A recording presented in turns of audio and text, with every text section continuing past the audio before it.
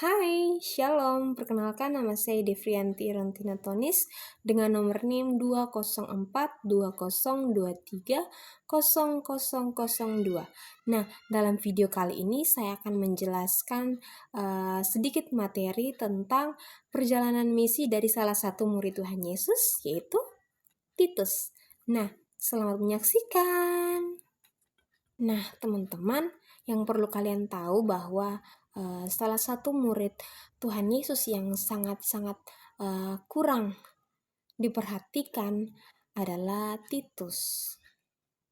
Titus sendiri adalah salah satu rekan dari Paulus yang meskipun namanya seringkali tidak pernah disebut atau tidak sepopuler Petrus dan juga Yohanes, tetapi Titus ini memiliki kontribusi yang sangat penting dalam membentuk dan memperkuat gereja, terutama di wilayah non-Yahudi, atau kalau disederhanakan sebagai penyebar agama Kristen.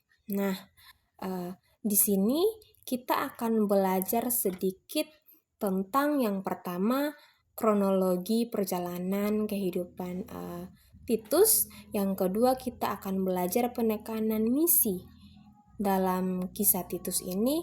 Yang ketiga, kita akan belajar makna bagi kehidupan kita pada masa kini. Nah, teman-teman, yang pertama kita akan bahas tentang kronologi dari kehidupan si Titus ini.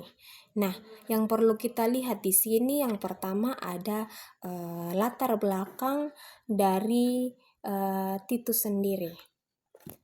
Nah, latar belakang dari Titus ini, Titus kemungkinan berasal dari Yahudi, tetapi dia adalah seorang non-Yahudi. Titus ini diangkat oleh Paulus untuk mengemban tugas dalam misi penyebaran Injil. Titus ini bukan hanya bertindak sebagai penghubung antara Paulus dan juga jemaatnya, tetapi dia juga sebagai pemimpin yang berperan untuk mengatur struktur gereja di tempat-tempat yang baru dijangkau. Nah, kronologi yang kedua yaitu pertemuan dengan Paulus. Titus pertama kali disebut dalam kitab Galatia sebagai teman atau rekan Paulus dalam perjalanan misi. Nah, kronologi yang ketiga yaitu misi di Korintus. Titus mengunjungi jemaat di Korintus untuk mengumpulkan sumbangan bagi jemaat di Yerusalem. Kronologi yang keempat setelah misi di Korintus yaitu peran Titus di Kreta. Paulus mengutus Titus ke Kreta untuk mengatur jemaat dan menetapkan pemimpin-pemimpin yang ada di sana. Nah, dalam perjalanan misi Titus ini, Titus diperintahkan untuk menetapkan pemimpin-pemimpin yang ada di gereja dan mengerjakan prinsip-prinsip moral dalam kehidupan jemaat.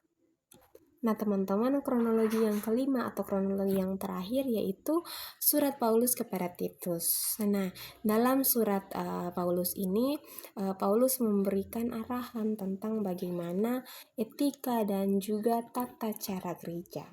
Nah, setelah kita mengetahui kronologi dari kehidupan Titus ini, yang kedua kita akan belajar tentang penekanan misi dalam kehidupan Titus. Penekanan yang pertama yaitu penyebaran Injil. Titus ini berperan dalam menyebarkan Injil di wilayah non-Yahudi dan mengedepankan inklusivitas ajaran Kristen. Nah, ini menjadi salah satu aspek yang sangat penting dalam perjalanan misi Titus, yaitu penekanan pada inklusivitas dan juga penerimaan terhadap orang-orang yang berada di berbagai latar belakang. Nah, teman-teman, dan hal ini juga mencerminkan bagaimana ajaran Yesus tentang kasih dan juga persatuan. Nah, yang kedua itu ada pemimpin gereja setelah penyebaran Injil. Penekanan pada pemimpin gereja ini pentingnya memilih pemimpin yang baik dan beretika dalam berjemaat. poin yang ketiga penekanan misi dalam kehidupan Titus ini yaitu pengajaran moral dan juga etika. Nah, Titus ini menjadi salah satu saluran yang sangat penting untuk mengajarkan prinsip-prinsip moral dan juga etika Kristen kepada jemaat. Nah, setelah kita belajar bagaimana kronologi, penekanan misi, dan juga makna bagi kehidupan kita sehari-hari, di sini saya menyimpulkan bahwa uh, uh, kontribusi Titus ini dalam sejarah dan relevansinya di masa kini dengan memahami perjalanan dan misi Titus, kita diharapkan dapat mengambil inspirasi untuk menjalankan kehidupan yang penuh makna serta menetapkan nilai-nilai moral dan juga etika dalam konteks sosial yang lebih luas.